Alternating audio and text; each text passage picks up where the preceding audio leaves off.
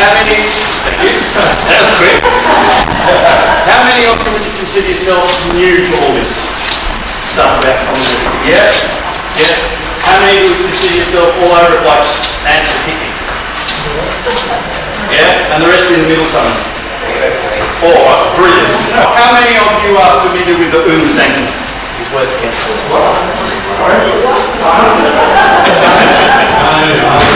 And that's the most important information you have to get from tonight. Serious. What is the unam sanctum? How many of you are familiar with the Magna Carta? How many of you think it's one of the most important documents to back our position? You might be a little bit shocked. The Magna Carta was made with a knife to King John's throat. What does that do to the contract? Voids it. Under duress, the Magna Carta has no standing because it was voided because he signed it under duress. The next thing that happened was the Pope renounced it and rebutted it anyway. Now remember, the Catholic Church owned everything, everywhere. Everything was under the Pope. Then they tried to resurrect the Magna Carta about 60 years later. Version 2. Brilliant, thank you. The Magna Carta Mark II was dealt with this way. The Pope issued a papal bull called the unam sanctum, in which he claimed every soul on the planet for the Catholic Church. Are you aware of that? Every soul on the planet for the Catholic Church. Are you aware of maxims of law? Are you aware of the maxim, he who does not deny admits? How many of you have denied the unam sanctum? None of you. So you've all admitted that your soul is owned by the Catholic Church. And they know that. That's why they do what they do. So what's the first thing we have to renounce before we can even contemplate setting ourselves free? The unam sanctum. Okay? So we do that through an affidavit. How many of you have got an affidavit of who you are that you've served into their system? 1. 2. If you do not have an affidavit to that in their system is only paper. It's a paper world. It's a world of fiction. We all know that. So if you don't have a presence in that, the only thing that exists is what they created through the birth certificate, the fiction. So how did they perpetuate the fraud? Look, it goes back to ancient Egypt, when the unam priests took the power away from the pharaohs. It then got carried through into the Roman Empire when the senators or the landowners wanted to keep people poor, and they did that by offering them citizenship. Okay? By offering the people of Rome citizenship, they surrendered their rights to the privileges that the Roman Senate allowed them to have. Julius Caesar, anyone not know who Julius Caesar was? He was a great general and emperor, first emperor of Rome. How many of you know he was assassinated? Okay, if you've read the history books, he was assassinated because he was a great dictator. Wrong. Who writes history? The people who are educated, the people who want everything to be hidden. Julius Caesar was assassinated because he was for the people, and he was taking the land back off the rich senators and giving it back to the people. So the senators went, we're not having that, and they all conspired and every single one of them stabbed him. And they said, now we've got to write the history that we want the real, we want people to know. And they've been doing that throughout history, lying to us on incredible scales. So, how did they do this Seteke v Trust stuff? That we all, is anyone not familiar with the Seteke v Trust? Okay, brilliant. When you're in the womb, there's you, and then there's the umbilical cord, and then there's the placenta. That is all the one DNA. Okay? Starts from when you conceive. It's a different DNA to the mother. It's all the one DNA, and there's two parts to it. And the baby is the beneficiary through the placenta. Okay? You get everything that you need through the placenta. We all know that, don't we? Then the mother has the baby. And the baby is born. What happens next? Cut the cord. Guess what they call it? Severance. And do you know when you sever a property, you automatically create a trust. So when this property is divided into two, this is in their system, it creates a trust. Now the baby, the mother gives it an appellation, and they're called given names for a reason, because they are given to it. How many of you remember from the Bible, and I'm not going into whether the Bible is actually even true or not, that's irrelevant, because they wrote it.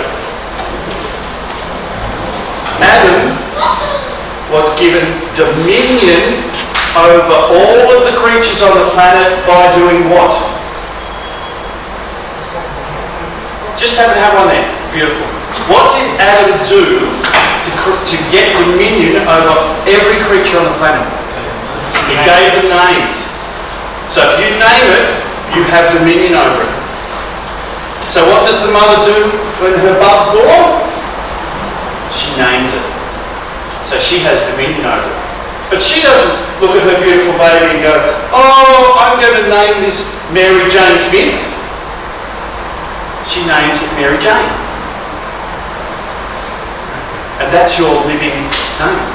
What's given to you, not the surname. Forget that. All in lowercase and no colons. Colon, name, colon. Quantum grammar. People know about quantum grammar? Did she name her baby colon, Mary Jane colon? No. Quantum grammar was invented by a man, and it's got nothing to do with us. If you want to go down pathway, you can, but it's complicated. If you get one little thing wrong, you're stuffed up. Why would you do a complicated way when all you have to do is simply say, my name is exactly what was given to me by my mother, Mary Jane. Okay, so that's, what do they do with the baby? They weigh it. Why do they weigh it? It's weight in gold. So the baby has a weight, and the next thing they do is, anyone remember? Hint, hint, hint. Soul print. The print of the soul. Why did they take the print of the soul? Because the Vatican has claimed ownership of the soul. So if you don't rebut it, you're controlled by it. Now, is that the end of what happens then?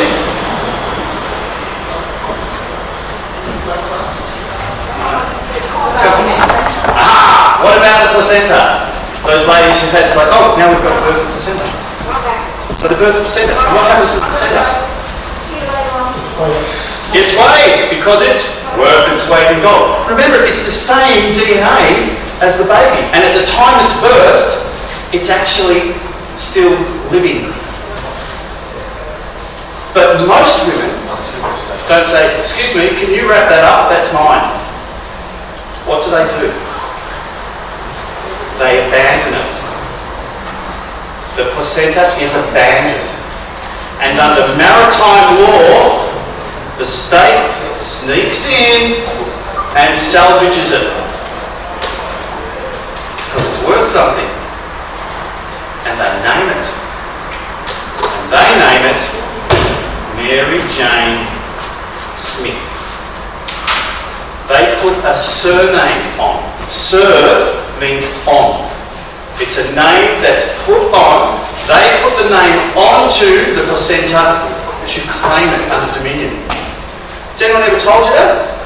It makes sense though, doesn't it? Because that's what they do.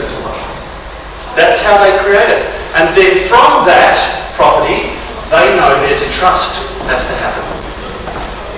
They have to make a beneficiary to the trust.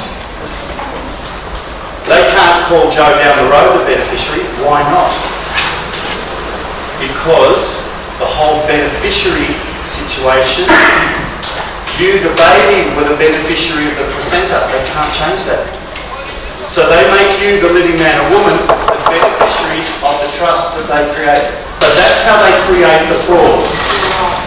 It's totally legal. The birth certificate is not fraudulent because it's related to the placenta that the mother abandoned and they salvage, they own it. But the beauty is they make you the beneficiary. Now a lot of people go and they say, but the Sedekb trust, there's 3 trusts that they create. And if you look at a birth certificate, you'll see there's 3 numbers. Most of them have 3 numbers. They also have barcodes on them. Now most people think when they look at a barcode that it's called a barcode because it's got bars on it. No, it's another one of their tricks. B-A-R. You all know about the bar? Yeah. Okay, it means that the bar are saying that this is a property that they own and control. See the tricks that they use? And when they create this birth certificate, they'll say, child. How many people here are parents? Do you know what a parent is? Pair to rent. I'm not a parent. I'm a biological creator. Because if you call yourself a parent and you see any document and you claim to be a parent, you have handed over your kids to the state as wards. How many of you have got children? Well, that means you've got a property of the state. Offspring or biological creations. We have to get back into our terminology, not theirs. We've been bombarded with it, and every time we use it, we fall into the trap. What land are we on? Terra Australis. Never, ever, ever acknowledge that I'm on Australia. Because we all know Australia's Norfolk Island. So whenever somebody talks about Australia, I think, well, you're not talking about anything that I have control of. I'm on the land of Terra Australis. This upcoming stuff to do with the voice and everything, it's all to do with Australia. It's all to do with people who have registered to vote. They're fictions. So we've got the trust accounts. Law is land, air, water. That's what LAW was. And it's a distortion of the First Nation stuff, law. Law is word of mouth. That's where our whole existence is as living men and women, is our word is our bond. That's why we get up and we take an oath to tell the truth. Guess when what you say in the witness box becomes evidence? Is what you say in the witness box evidence? Yes? Yes? Get in the witness box. I swear to tell the truth, the whole truth, nothing but the truth. They also say, what you're saying is evidence? Yes? No. It's not evidence until they type it up. And some people will know that when they get a copy of the transcript, there's things missing. Because they go through and edit stuff out. Indistinguishable. Yes, indistinguishable, or whole chunks when the magistrate's yelling and screaming and carrying on, get edited out of the transcript. Because it's only the transcript that is evidence. We're not told that. We're kept in the dark and fed bullshit. So here we've got these 3 trust accounts. L for land, property that you claim to own. A, air, is trust accounts. And W, water, is international admiralty maritime law. And they create 3 different trust accounts.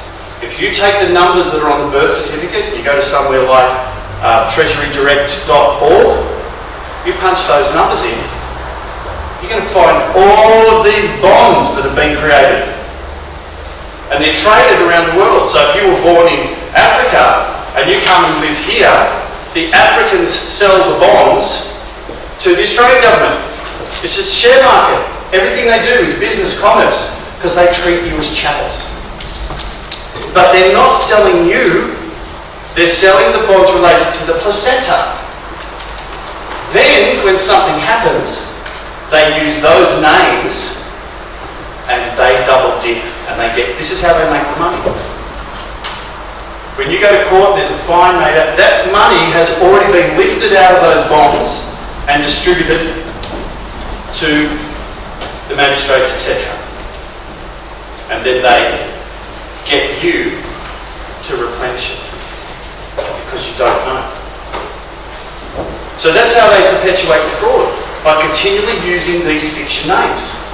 And you've got to call them on that. I go into court, it's got my surname first, then two names after, and then somewhere else it's got my first names and then my surname. In one case, there were 11 different variations of my name, including the accused, the defendant. These are all fiction names, all of them. And I said, which one of all of these is the actual one the claim's been made against? Or where's the document that says these are all the same? And the police are stupid. Because they'll provide you in Victoria with what's called a link document, which has the fiction name and all other aliases. And what's interesting is there's no other aliases. So anything that's in all of these others' names is not admissible as evidence because it's not an alias. We don't question people on this. We don't question the court on this. We don't question the clerk of the courts, who's the authority. And I'm trying to go through as much stuff as I can tonight, and we're recording it all. If you've got a question, write a question down, because I'm going so fast in all these areas, so much to get through, and then I'm going to, I've got to tell you about that. But that's all right. When you go into court, why are you going in there? They've been summoned. Only ghosts get summoned. Only ghosts get summoned. Arise. That's what they first say. Well, I'm sorry, I'm not dead. But they cannot deal with the living man or woman in their courts. They have no authority. Here's what they are. Let's take the Magistrates Court here. You have a Magistrates Court Act, correct? And it's in lowercase letters. And what it does is it defines the venue, the space where disputes of trade can be heard. Disputes of trade. Okay? Any contract that is disputed, both parties must agree to where it's going to be arbitrated. Otherwise, it can't be arbitrated there. So all you have to say is, I don't give you the authority to act as an arbitrator in this matter. Magistrates are administrative. They don't have judicial powers. Administrative only, and they require your consent. So here's what I throw at them. First thing I throw at them is a notice of mistake. Guess what the mistake is? How many of you have been to court, received papers from court? Okay. Have you read it where it says accused versus informant? Did you take them out of the court? Or why is your name first? Because whoever takes the matter to court is listed first. Yeah? But if you look at a lot of them, it'll be accused versus informant. Which means you have the obligation of proof. You have to prove you didn't do it. Okay? That's not innocent until proven guilty. That's guilty until you can prove you're innocent. Well, how can you prove you're innocent if it didn't happen? It doesn't make sense. And that's one of the tricks they play on you. So you file a notice of mistake. saying, there seems to be an error here. I didn't file the matter in court. The prosecution and the registrar did, but maybe they made a mistake. Therefore, it needs to be amended and the names need to be swapped the other way. Now, if the registrar and the prosecution don't amend that error, they must be deliberately acting to defraud the court and the respondent. And that puts them in a position of fraud. So we start to raise this whole issue of fraud. The next thing I sent to them is a notice of attendance. That I will be attending the matter because I have an interest in it, because I am the beneficiary of the trust account that's been claimed again. So I will be turning up in the capacity of representative to ensure that justice is upheld. So I've already told them my standing in the matter. Hit it with the paperwork. And the next thing I'm going to send them is an interlocutory. Does anyone know what an interlocutory is? It's a document that you file on the court at any time in a proceeding because there are points of law that need to be addressed before the matter can be heard.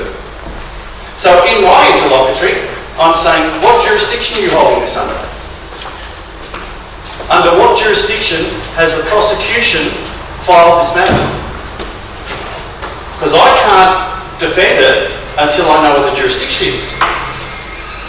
Do you know there's only 2 jurisdictions that a crime can be held? So when you go for a speeding fine, they list it as a criminal offence. A criminal offence is not a crime. Otherwise, it would be the Crimes Act. So they say, oh, it's quasi-criminal. I love it when they say quasi-criminal. Because I say this. I say, well, a mouse is like an elephant because they're both mammals, they're both grey, they've both got ears, they've both got 4 legs and a tail. A mouse is a quasi-elephant. Quasi-criminal is not criminal. So you say, well, if there's no crime being committed, well, let's say there is a crime being alleged. The 2 jurisdictions, and you ask them, is this crime into the jurisdiction of common law? Well, they're not going to admit that. You say, well, the only other jurisdiction I know that the matter can be heard of in is the International Admiralty Maritime Jurisdiction. Is it being heard under that? They're not going to admit that. Well, Your Honour, if they're the only 2 that I'm aware of, is there some secret jurisdiction that only you and the prosecution know about? And I'm not privy to that.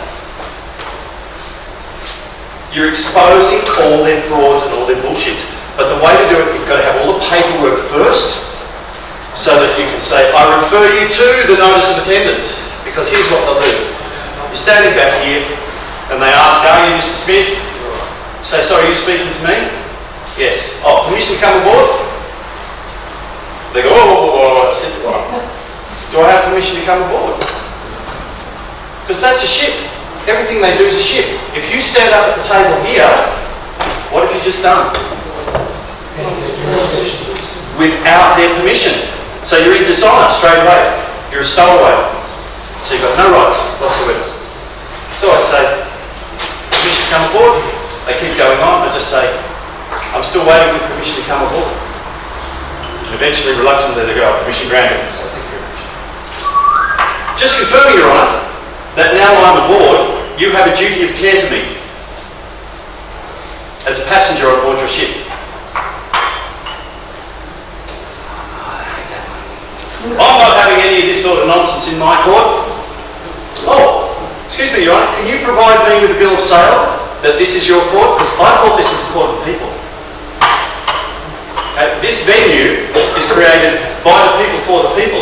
You are an employee of a private corporation that offers administration in its space. Is that correct? And I'm the beneficiary in this matter And you are assuming to take the role of the trustee in this matter, is that correct? And this person's making a claim. So I'm telling him what his role is. Because if he's not doing that, he's acting as an executive sanctum, which is criminal. And usually at that point they'll do one of two things. They'll run out of the court, or they'll throw me out of the court. And then they'll go, then they say, they call the fiction name. At which point, I walk back in and said, I understand you're calling such and such a name. That's correct. At which point, I take a copy of the birth certificate out. I said, present in court, surrendered to the court. I'm the beneficiary of that name. You call them on all of their shit, and they're going to hate you for doing it. These are not the only techniques you can use, but the one thing that you do is you don't challenge him or her by saying you're wrong or do anything like that. You make as many of the things as you can to the prosecution. Your Honour, who has the prosecution claimed is the offender? Because according to their paperwork, there's 3 different ones. Which one of them is it they claim? Now, if I look at their other paperwork, Your Honour, it seems that there's only one of them. Therefore, all of the other stuff needs to be struck out. And all their paperwork goes out the window. Well, who are you? They asked me, who are you? I said, Your Honour, if you look at my notice of attendance, you will notice in the sorry, you don't have a copy of it there. It was filed on the court. No problems. I've got a spare copy here. There you go. Oh, by the way, if Your Honour needs to look at the original, I have the original here. You can have a look at that, but that's my copy. Now, when I create documents to go into their court, all of my documents are on foolscap size paper. Why don't I use A4? I can answer that. Go for it. It's copyrighted by the legal fraternity, and they use black on white, which is common. Yes. They also control. So, can you just repeat that? Yes, because it's actually the legal fraternity, but the Vatican copyrights A4 size paper, and black ink, which is the ink of the dead, on paper, is their domain. A4. A4 paper. If you look at all legal documents, and most of you will have doc paperwork, you buy a ring from whatever, A4 paper. I don't use A4 paper, I use foolscap size paper. Why do I use foolscap paper? Well, more than that, that's my domain. See, how many people know the difference between a sovereign being and a sovereign being? SUV apostrophe ERAN. Okay? A sovereign being is the acknowledged or appointed leader of a group of people. A sovereign being, stand alone, being king. I am the king of my kingdom. When I create an affidavit, the affidavit comes from my soul through the physical form I'm incarnated into. So I make the distinction straight away between the two. The Vatican has no claim over my soul because it's rebutted in the affidavit. And if they have no claim over my soul, they cannot have a claim over my physical form. And I go through and I rebut everything. All my paperwork in the top left corner has what flag?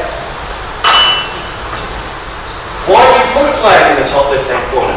Most of the documents you'll get from the courts will have their logo in the top left-hand corner. Why? Why in the top left corner? Which is your own contrast.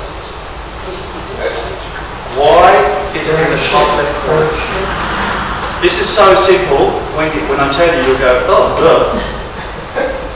When we read right, top to bottom. So you bung it in the top left-hand corner, everything that follows is under it. Duh! But no one teaches this, do they? It's so simple, no one teaches it. And I'm talking to Keith because we're going to set up where we can not just teach you guys this, we're going to teach everybody. We're going to expose all their frauds.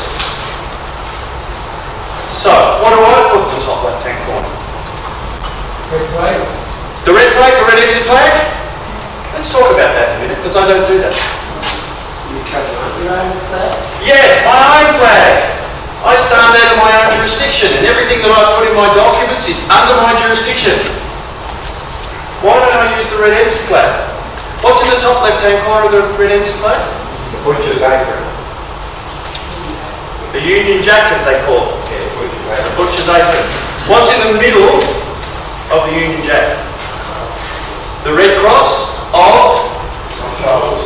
Somebody said St George. It's the red cross of the Crown Corporation in London, which is owned by the Vatican. See, when the Magna Carta was happening, King John got excommunicated from the Catholic Church. And he was so fearful that he was going to go to hell, he crawled back to the Pope and said, please, please, please, allow me back here. Don't want to go to hell. I'll do whatever you want. And the Pope said, okay, well, we'll make a deal. You pay me all the rental money, all the fees money, all of that from being on my land, because it's the Pope's land, England, and I'll pop you back into the faith. King George went, thank you, yes, yes, yes. The only thing is, King John, is if you default on any of the payments, the Crown of England comes to the Vatican in perpetuity forever. All heirs, everything forever. Guess what, King John? Defaulted on the payments. So the Crown of England belongs to the Vatican. So when the Pope turns up in England, it was John Paul II, it's a while ago now, got off the plane and he kissed the earth because he owns it. And all of the royals all bowed down and, excuse the French, kissed his ring.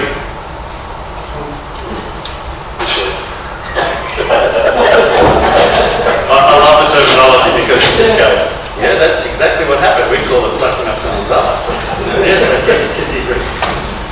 Have you ever noticed when you see the big pageantry of the royal family now with William, Charles and all of this, they wear this big cloak with this emblem on here? Does everyone know what that is? The Order of the Garter, which is the highest status in the Catholic Church. They're wearing it right there for everyone. We're all Catholics, and you think we're not? We answer to the Vatican. We answer to the Vatican because we rent the crown back from Rome. King Charlie, when he got coronated, what crown did they put on his head? The St. Edward's crown. It's a Catholic crown.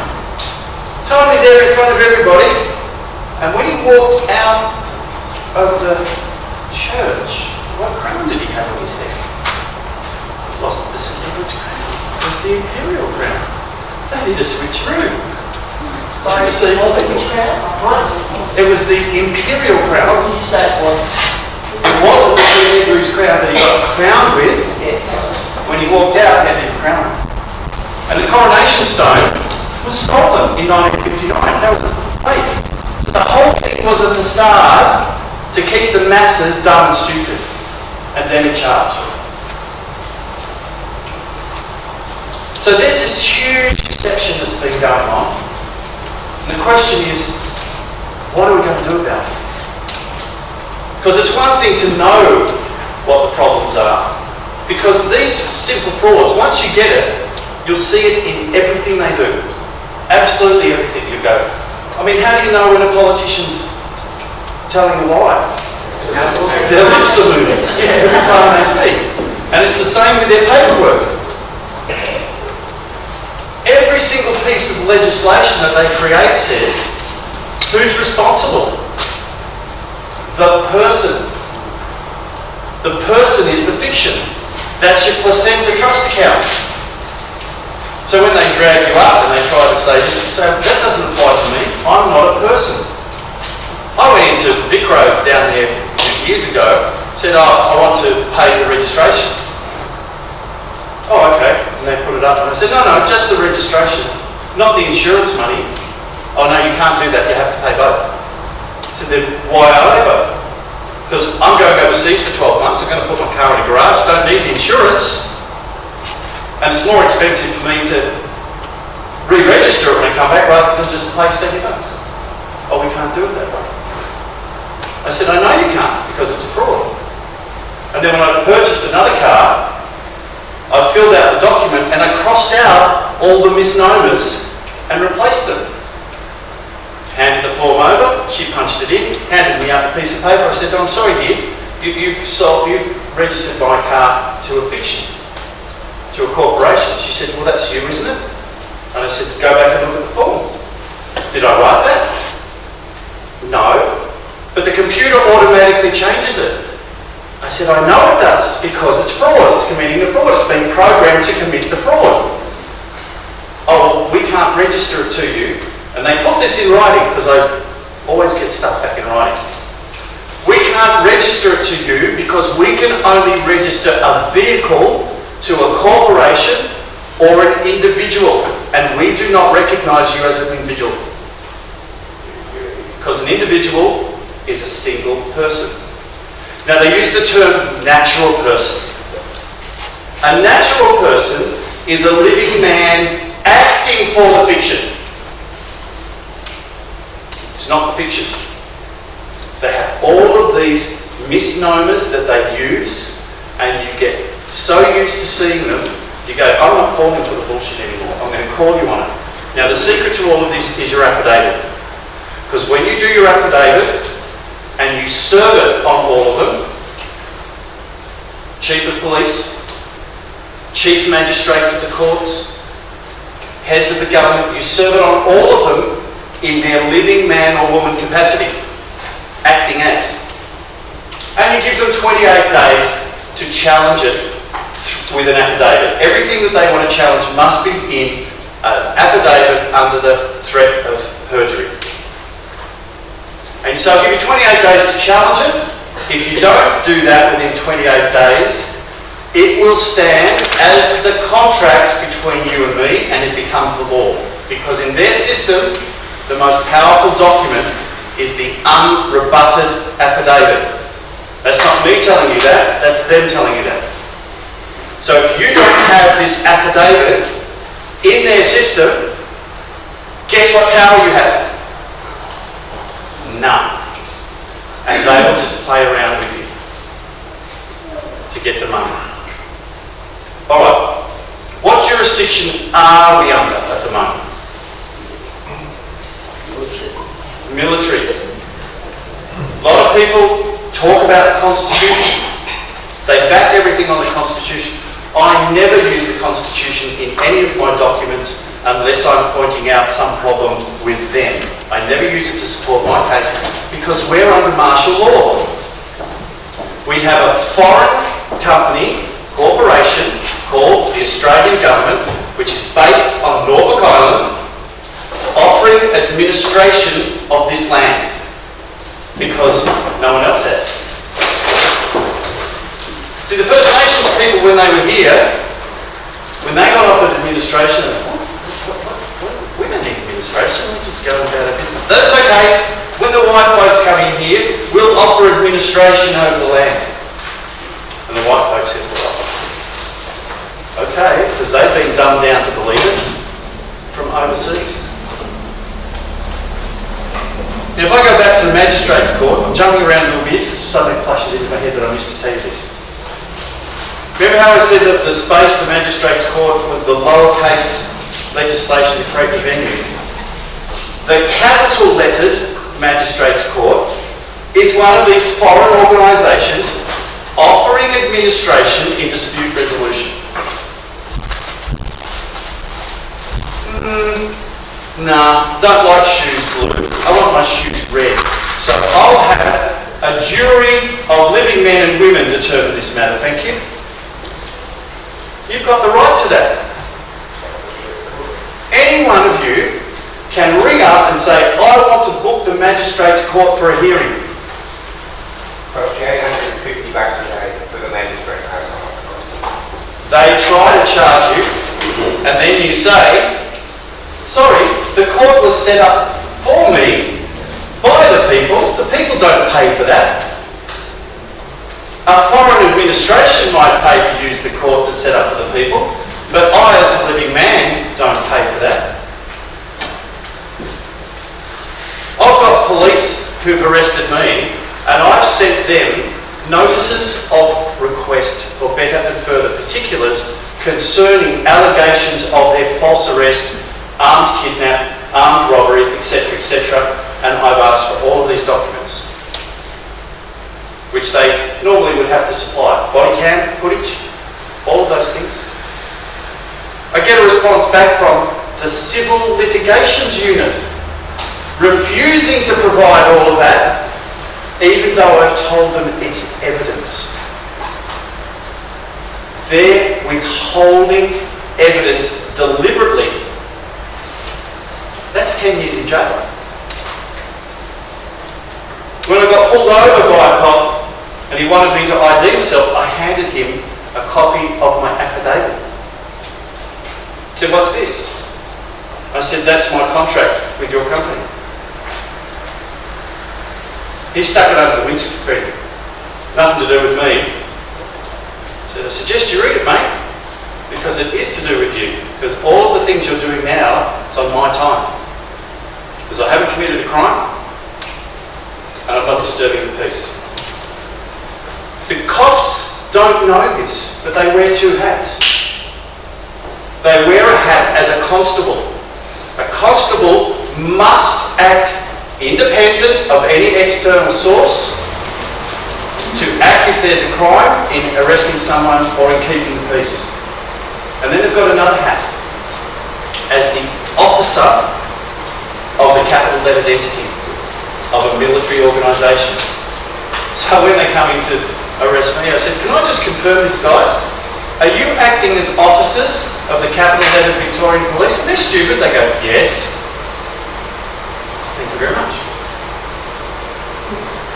They're not acting independently. They're acting for someone. And I haven't committed a crime. Therefore, they don't have authority. Which means, when they arrest me, what are they doing? They're committing armed kidnapping. Now, it doesn't matter what their court system does.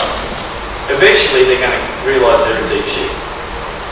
But I could say, folks, I've just served claims against all of these people.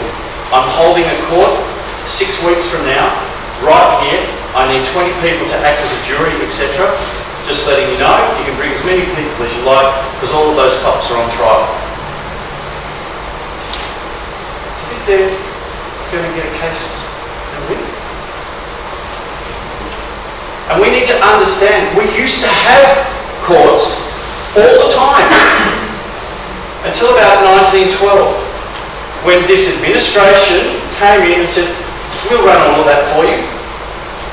And all of these court systems, have you noticed they all have a common law department? And they don't want people to go into that. But what they've done is they've swooped and swallowed it, and then they duplicated all the crimes into a Crimes Act so they could make money out of it. They do a thing called an arraignment. Has anyone heard of that before? Has anyone ever explained to you what it is? You go to the magistrate's court to be arraigned. And what they're doing is they're confirming you're dead so they can put you in under their system and make money out of you in jail. That's what an arraignment is.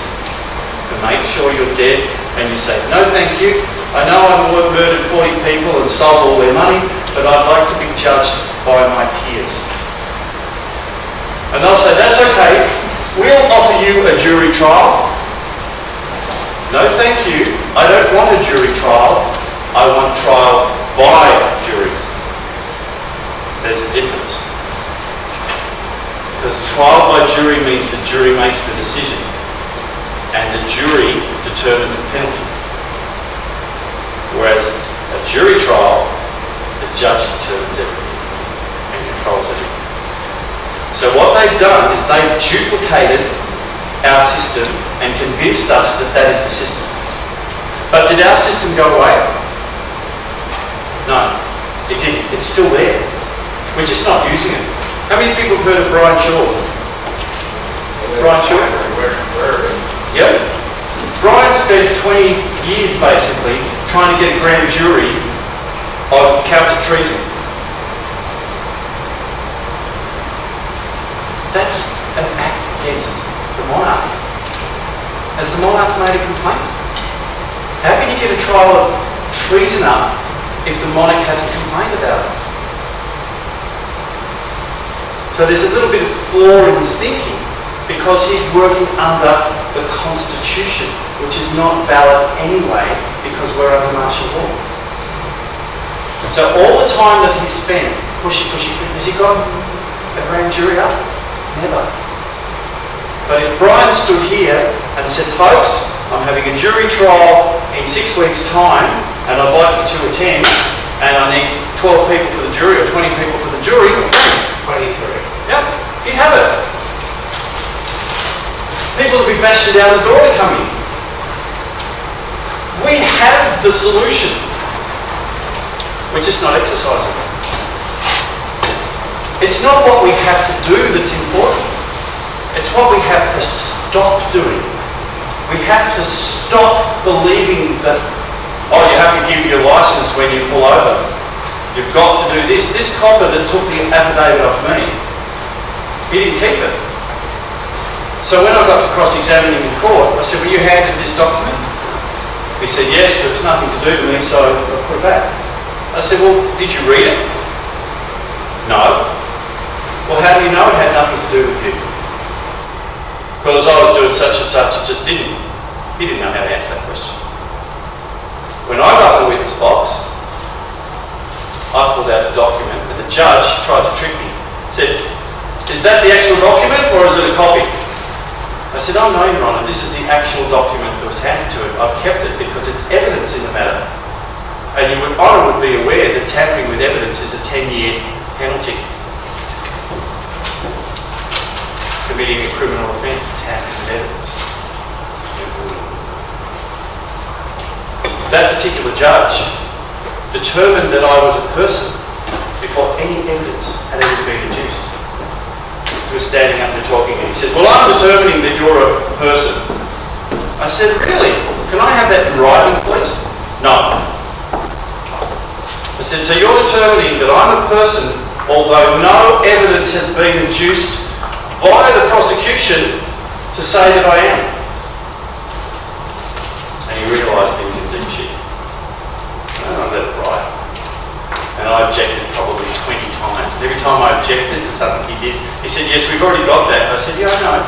I'm just wrapping up another point of objection, another point of appeal for a judicial review against you for bias, for fraud. I had 3 cases that I wrote in together. And he did the first case. This is funny. The first case was that I didn't give my address. That was the charge. And I said, look, my affidavit's got my address on it.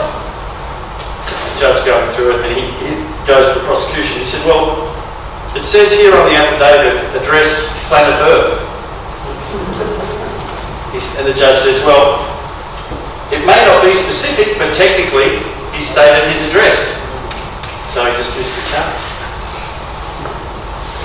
The street number in the name is the address of the letterbox on the front gate.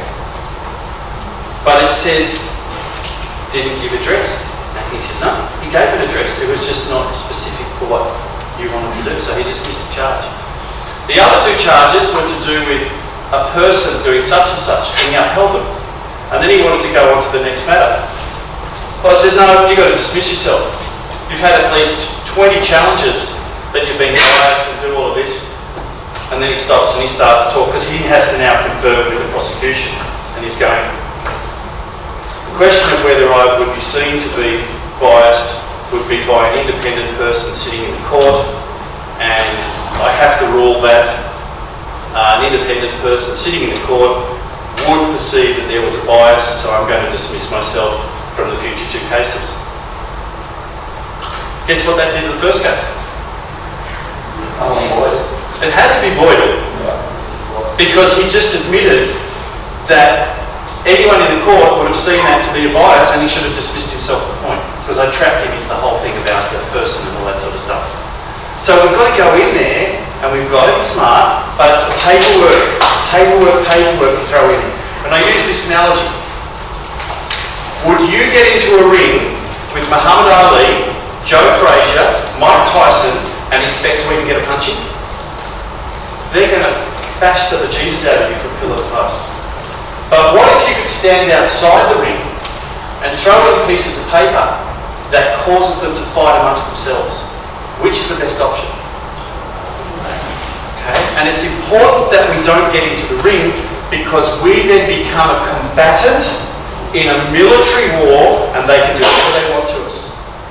But if we don't challenge them, if we don't protest, if we don't do all of that, we are protected by the Hague, the rules of war, all of that sort of stuff. And if they do anything to us, now it's a war crime. We don't want to fight them. We want to use their own words against them. Turn the tables on them. Be smart. Control our emotions when we go into the court.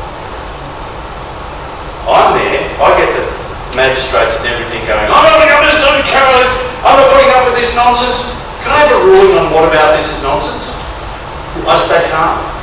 And then I say, Your Honour seems to be emotionally compromised in this situation, you need to step down. And if they get more upset, I said, Your Honour's just confirmed, you need to step down from this, you're emotionally compromised. I have fun with them. It's a game. They'll tell you that's what happens in a court. Because it's a game. And there's great people around here who know a lot of this information and they want to get it to you, to educate you how to stand up, not to be scared, not to be going and throw in the paperwork. And I can tell you this, there's nothing better than serving a notice on them and putting them under the microscope. It empowers you. You don't get empowered by yelling and screaming and causing more problems for yourself. Let the paperwork do the work for you. People think the answers are important. They're not. It's the questions that define what's going on in here. And usually, if you're asking that question, you actually already know. If you want more questions about common law stuff, or as I call it, let me say why I don't like the term common law. Did I say it earlier?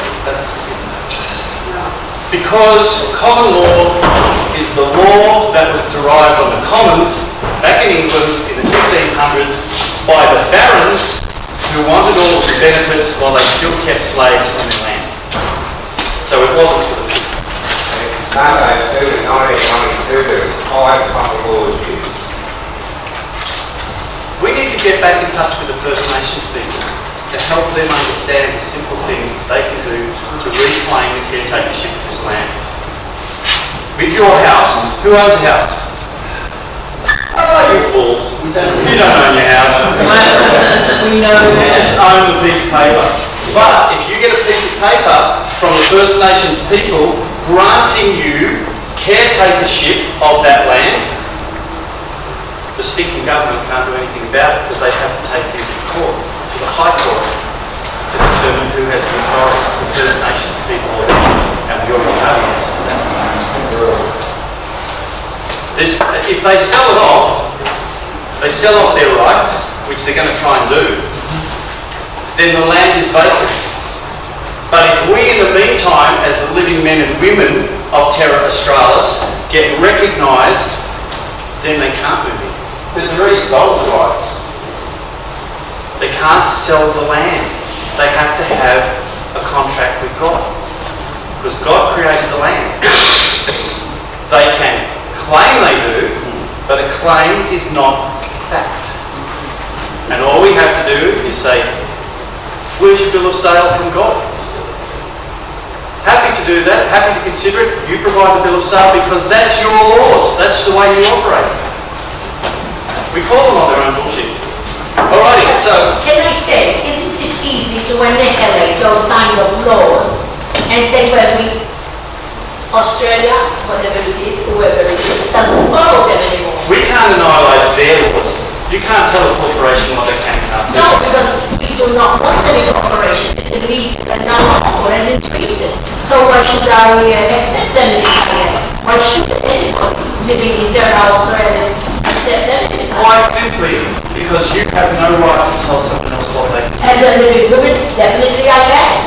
It's within my right to do so. So you can tell any other person what they should and shouldn't do just because you're a living woman? No, not any other person. But these so-called jurisdictions or people who are supposed to be in charge of... No, you have no right to tell them what they can and can't do. Your right is to say, I don't abide. That's the only right you have. You can't tell a corporation or any other person what they can and can't do because you have the authority to do that. You only have the authority to stand in your own jurisdiction. And do they have authority to claim all here? All the land? Everyone has the right to claim anything they want. The question is, can they prove their claim? That's what it's about. Can they prove their claim? I can claim that I own the Sydney Opera House. And if I claim it, someone can say, well, no, you don't. And I say, prove I don't. So we now have to go to the court to see who has the offer of claim. Anyone can claim anything. And we don't have the right to tell them what they can and can't do. But we have a right to say no thank you. All right, so let's fly into some questions. Do we want to handle one around the question? Yes. You were talking before about the placenta. Hang on. The mic has to come.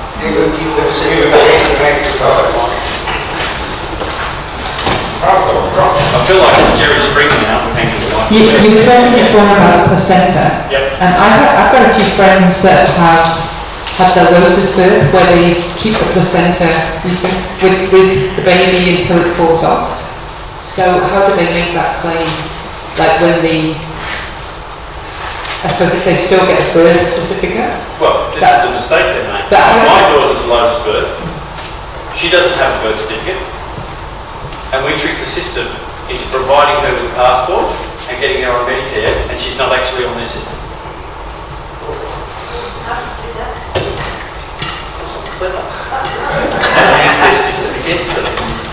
Because they claim if you're born in Australia of an Australian citizen, you're automatically an Australian citizen. So we sent them affidavits of her being born, plus the fact that they claim I'm an Australian citizen, and they sent a document saying that she was an Australian citizen. I didn't ask for her to be a citizen. Does that mean that the passport replaces the birth certificate? You'd have to ask them. Because the passport is a fraudulent document. The same as birth certificate? Yeah. But she's not registered on their system. And then we took the evidence of citizenship document, we gave it to the passport office and said under Section 8 of the Passport Act, you're obliged to give her a passport. We didn't say that we wanted a passport. We just said that they're obliged to give her one. If she's on the citizenship, she's on the ship, isn't she? No. No. We never accepted them. They sent us a passport. Okay. All we said was, under your legislation, you're obliged to give her one. But we never applied for citizenship. Ever. So does that mean your passport free? It's just sent to you? Oh no, we still had to pay for it. But the post office isn't part of government, is it? So No. independent, that's where you get around it. Yeah, there's always loopholes. Because it's a fraud, there's always ways around it. Yep. Questions? Yeah, I'm due to renew my passport, and I get to the all caps. How do I check? If I was you, I'd be going down the pathway of getting a authorised travel document from the People's Court of Terra Australis, and then sending out documents ahead of schedule so that you will be travelling as a national of Terra Australis, and if they require a fraudulent document, it will be a $1 million remedy fine. Okay, I'm going to apply for one. But a lot of these processes that we're developing, we're testing at the same time. And what we're doing is we're exposing the fraud. Well, we thought afterwards we have a better class. Absolutely, we used to have a folded out bits and pieces. And now they can't control us with those, but we're going back and saying, wait a minute, no. We're creating authorised travel documents, because that's what their legislation says. It doesn't say goodbye.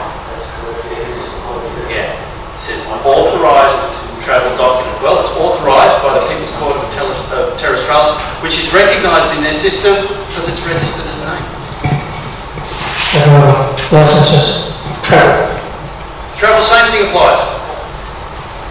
You need to transfer your car from the fiction, so you as the beneficiary and executor say, I'm selling this vehicle from the fiction name to the living man, living woman, to be used as private property for $1 silver. Those of you who don't know what a silver dollar is, it's a silver dollar. Yeah, about $46 for that. Yep. You don't have to have anything other than the document of sale. You also create a transfer of title document which you send to, was it Queensland Transport, informing them to take it off the register because it's now been put into the private. We've got these templates for you. What about plates? What would you do with the number plate? This is what I do. I scanned the number plate. I sent a copy of the scans back to Vic Roads in Victoria and informed them I am keeping the original plates as evidence in a fraud case. Same with my driver's license. So I don't have to give it back to them because they will destroy the evidence. So I'm keeping the evidence and I've told them that. So you wouldn't be picked up by the cops? I have a identification on in my space which has M31 and then Egyptian hieroglyphics. And they pulled me over and I said, boys, you're now on my time.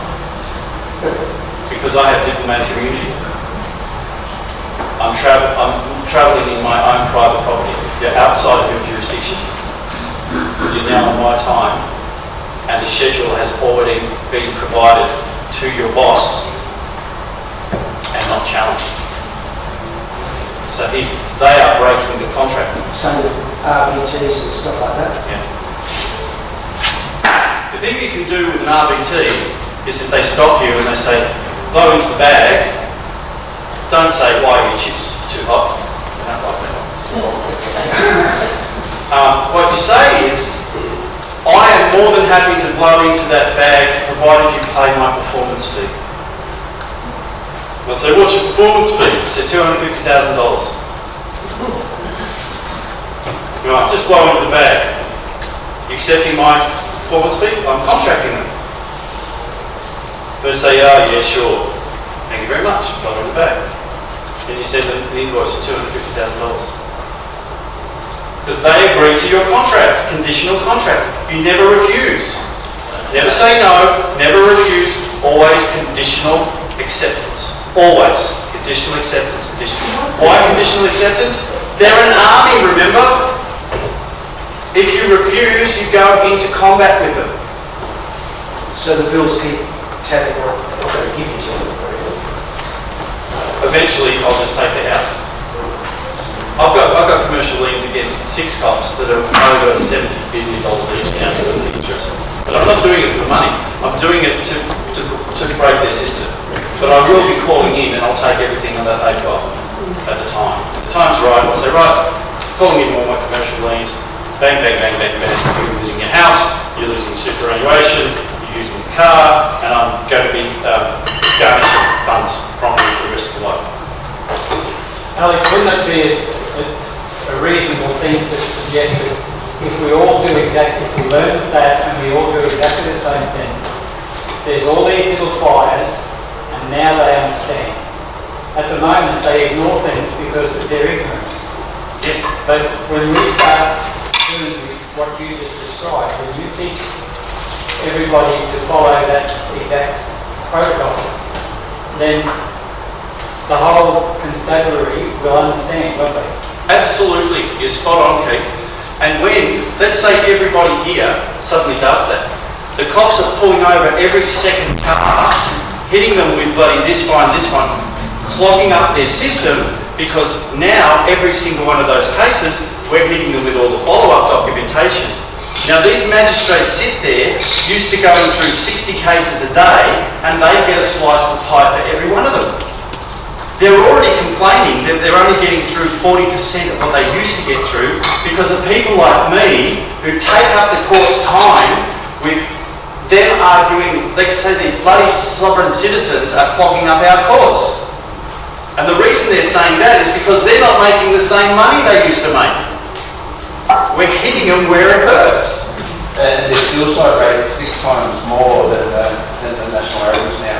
Oh, that's nice to hear. Yeah, it's also It's suicide rate.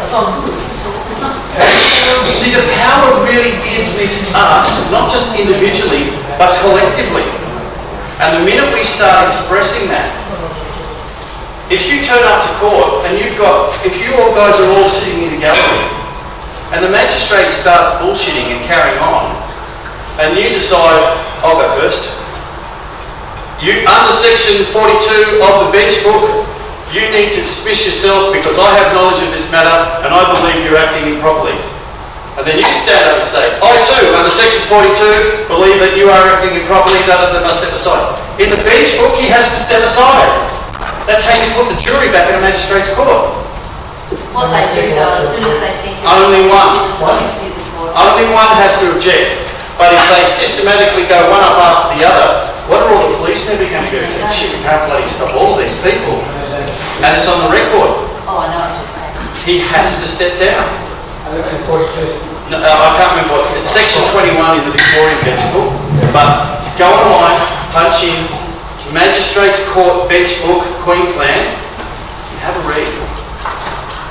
If I can get you guys to start to read their documents with this knowledge, you're going to start to see all of the loopholes for yourselves. And they're going to go, oh. Can you use the word, you said no jurisdictional word, you said you use the word required instead of... The best thing to do is to use the words exactly as written in the bench book. Yeah, always. My understanding is that if they think that you're one of these sovereign citizen people, they clear the courtroom. The magistrate will clear the courtroom before they hear the case. Oh, exactly right. They can do that if they want. Yeah. Well, I just mean you can't stand up and say what No, you're but you saying. can. You say, I have a right to be in this. This is the court of the people. You have no right to clear the court. You can only clear the court if you're claiming ownership of this court. But this is an open court. There's a reason why it's called an open court, is so that people can witness that you keep justice. But we all know it's a private court because you claim it's your court and you do whatever you want. That's why the paperwork beforehand exposes the fraud.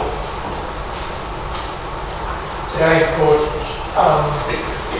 it's not legal, and they left us till the absolute last second. The court was clear. Yep. Absolutely last. Yeah, because they don't want witnesses. No. They also want to push through as many cases as they can for money reasons. And if they ever mention the word sovereign citizen, how do you react? No, you don't say no such thing because they've just stated there is. What's the process? No? I'm sorry, can you please define what you mean by sovereign citizen? Because I've got a copy here of what it says in the dictionary. There's no definition of what a sovereign citizen is. It says, this is what a sovereign is. it says this is what a citizen is, and putting them together seems to be an oxymoron. And I won't make any references to what morons are, other than there might be one in the court. I haven't called the judge a moron. But please define what a sovereign citizen is and where I can find it in legislation. I tell the two standing here, one of us is in the electoral roll, so therefore they're a citizen. I'm not on the electoral roll, so I'm not a citizen. Yeah. One of us standing here has crowns on their uniform. I haven't got crowns on my uniform, so who's the sovereign citizen? Good point. I'm not a citizen of any kind. I would have to be a citizen, I would have to come under someone's jurisdiction. How can that? I'm not. You've got my notice of appearance, which says, you've got my affidavit that says I'm only answerable to my Creator. And I'm not a citizen of God.